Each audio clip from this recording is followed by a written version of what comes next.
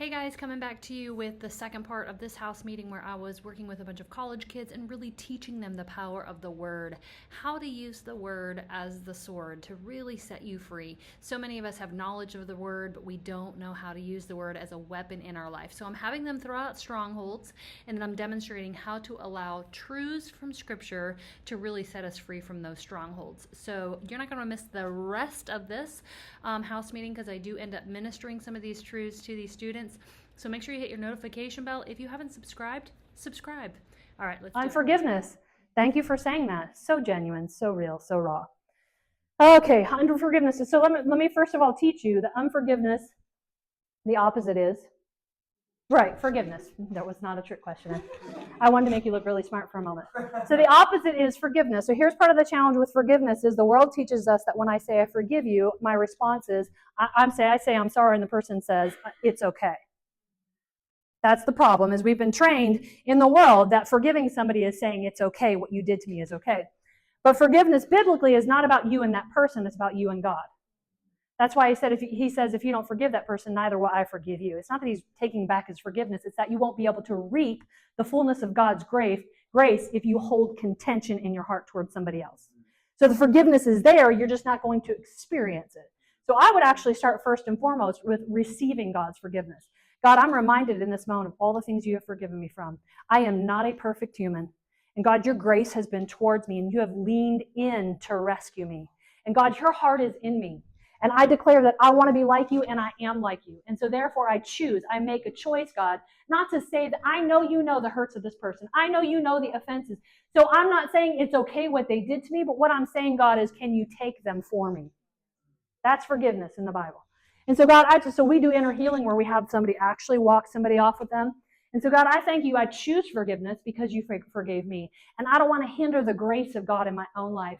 And so today, God, I'm going to loose the grace, first and foremost, that you gave towards me so that the grace can come out of. Remember, we minister out of what we have received. So if you're having a hard time extending forgiveness, it's possible you haven't forgiven yourself. Should I say that again? Yeah, sure. Yeah. If you're having a hard time forgiving somebody, it's a hard time probably you haven't forgiven yourself. Or that you have unforgiveness in your own heart. Okay? So we're going to start always with that. Did I answer your question? Perfect. Thank you for that. Are you guys learning? Tell me a verse that you've learned today. Just give me one. Matthew 11:28. Do you remember what it was? Take my yoke upon you, for my yoke is easy. Write it down, go home and look it up. Check me out. Don't let me teach you. You have a Holy Spirit. See, what I want to do right now tonight is I want to start a conversation with you that I want the Holy Spirit to finish with you in your closet. I tell people when I give you a prophetic word, picture a comma after it, and the period's going to come in your closet when you interact with the Holy Spirit. Don't let me be your final word. Check me out. Do your homework. Check me out. Get back to the word. Check me out. Next emotion. Self-doubt. I love that. And God, I thank you, Holy Spirit, that your word is true and that you tell me that you have given me a confidence, right? The opposite is in Joshua 1:9, he says, every place that you set your foot, I'm going to give you that land. He also says this, listen to this. He also says, anyone who puts his hand to the plow but continues to look behind him, which is what self does. It's continuously looking back at my faults, my inferiors, my failures, the places that I've messed up. So self-doubt will keep us looking back at our mistakes. But God says anybody who puts his hand to this plow and looks behind me has nothing to do with the kingdom.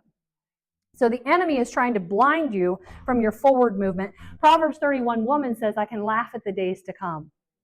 Why? Because she knows that God is in the days to come, so she can lean forward and live in the days to come. So I speak to self-doubt in the name of Jesus. I declare that God says with a boldness and a confidence and an assurance of faith. With a boldness, a confidence, and assurance of faith that I can step into the throne room to receive his grace anytime I want. So I speak to you, self-doubt. I'm going to leave you behind. I'm going to step in with confidence and boldness, and I'm going to receive the grace of God. I take authority over you, self-doubt. You are lying to me. God says I've been perfected by his love, that he's put everything into me that I need to do to fulfill the path, the plan, the purpose, the passions. That he's not a God who's teasing you. If he put it in you, he gave you the confidence and the know-how to do it. And so I take authority over self-doubt, and I break it off of me in the name of Jesus. Thank you, Lord. That was a good one. Anybody else? I quoted a lot of scriptures in that one. I'm sorry, guys. It's hard not to, because they're all so good. And they're all so powerful. How are you doing, Ben? Did you sober up this afternoon? Because you still look like you're a little tipsy. Yeah. You got something we all got. All we all want. Like he's like, well, I don't know what you're talking about. Look at him. He's tell me another emotion. No, I'm just playing with you, bro.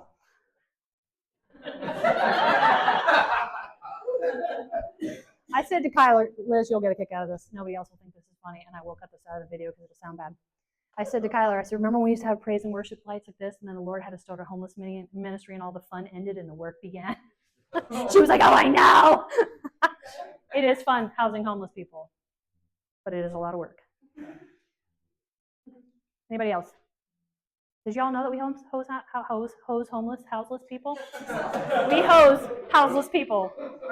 We hose them. We do not. Did you guys know? Did you know we house homeless people? Yeah? Okay. Sometimes people are like, I'll make comments and they're like, what? Look it up. It's Crazy 8 Ministries in Johnson County, Texas. Anybody else?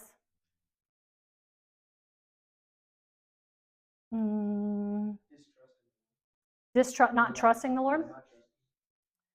All right. So what I would go with is also, you can find a lot of the answers. If you just memorize Galatians 5:22, you'll get a lot of answers. Tell me what the fruit of the Spirit are.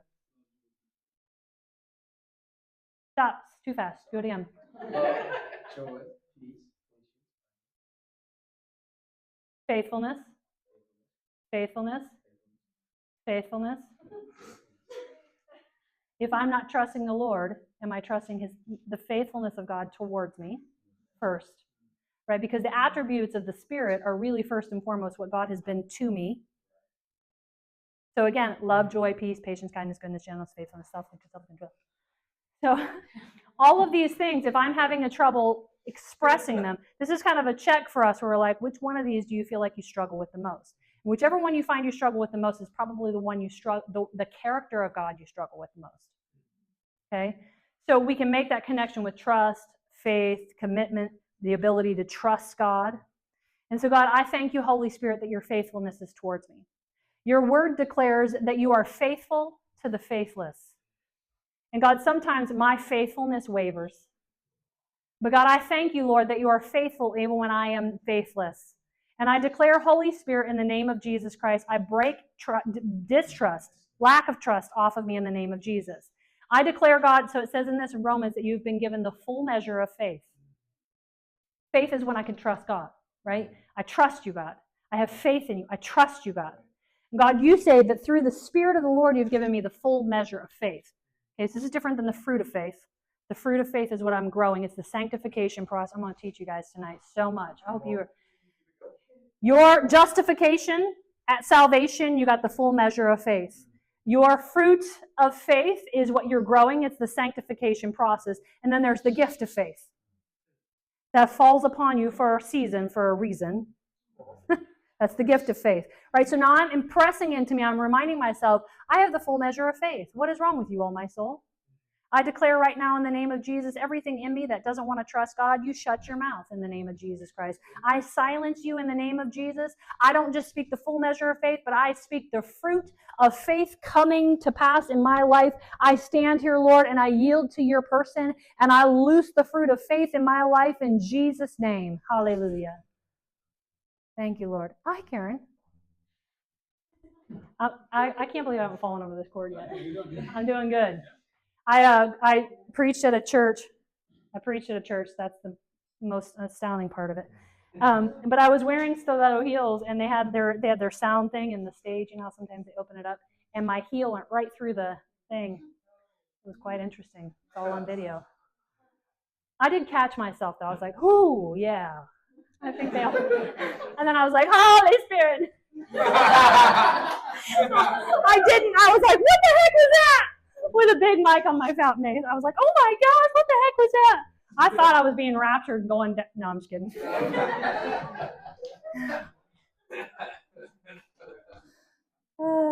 Next emotion. Are we learning? Are we having fun with the Word of God? Are we having just as much fun with the Word of God as we were the Holy Spirit? Absolutely, yes. Do we still feel the movement of the Holy Spirit and the energy of the Word of God in this room? Absolutely, because it's alive and it's active. Energizing. Thank you, Lord. Thank you. How are you doing?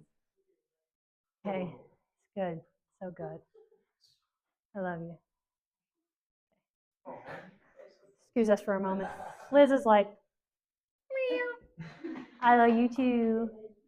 All right, guys. Another emotion. Feeling like you don't hear the Lord. Lies! No! Okay, so let me, I'm going to give you a declaration, but let me just teach you for a moment. The Lord does not have a speaking problem. And when people, he doesn't. He speaks across the expanse of the earth, right? It says, even the skies proclaim the glory of the Lord. I'm just telling you scriptures, right? So he's always speaking. He's speaking through creation. That's what it says in Romans. But typically when we're not hearing the Lord, we don't have a hearing problem. We have a recognition problem. So take me to John chapter 10. Anybody? John chapter 10. Come on. Yeah, you're getting it. You're getting it now. You're like, oh, I got this. Come on. John chapter 10. Because I don't usually typically have a hearing problem. I have a recognition problem. That's what I said. You can't recognize the voice of God. Why don't we recognize the voice of God? Because we're not familiar, right? We're not familiar with his voice. If I yell for my child from another room, he knows exactly my voice. He recognizes my voice.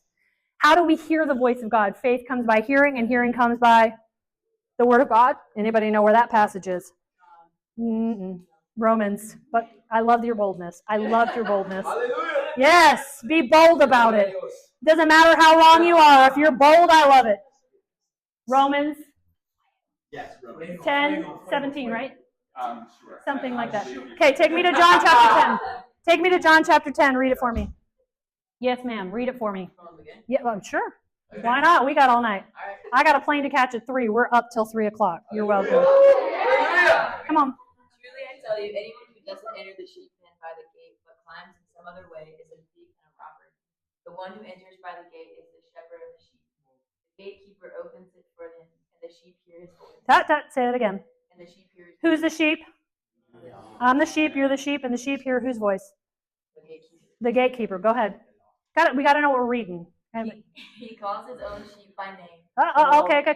Come on. Who's he? The Lord. The Lord. And who's the sheep? You are.